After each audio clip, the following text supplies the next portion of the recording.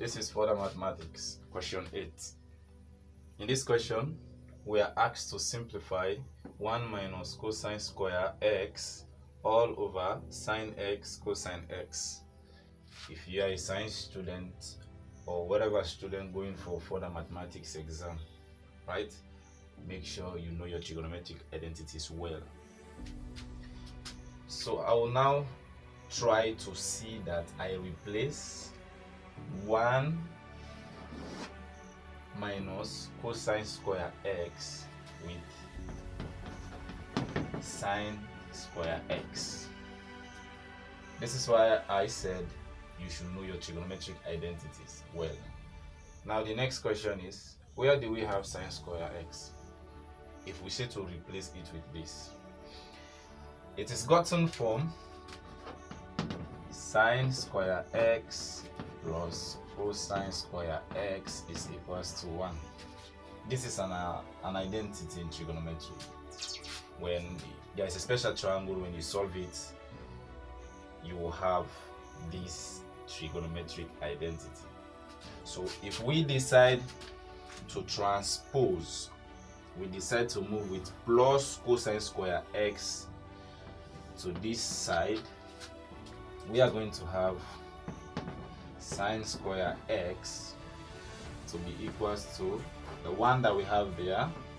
Remember, this is plus cosine square x. When it jumps the equals to sign, it becomes minus cosine square x. Keep track of this pattern. Does it look like 1 minus cosine square x? Yes, they are alike. So I will just use this trigonometric identity that I've just proved to you how we got the 1 minus cosine square x, and then replace it with this guy because they are equal. You know, there is some amount of equality here.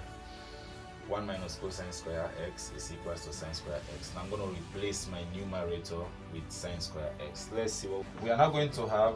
1 minus cosine square x to be equals to sine square x. We replace everything with sine square x. Please, we'll have sine square x all over, let's take our denominator as it is, sine x cosine x. What am I going to do next is this. I'll try to expand this. Sine square x is going to be equals to sine x times sine x all over sine x cosine x. And what do you notice? These are two fractions. I'll try to divide them now or separate them, right? We'll arrive at having sine x over sine x times sine x over cosine x. What do you notice? Sine x over sine x times the sign we have here, sine all over cosine x is tangent x. 1 times tangent x gives us tan x as a solution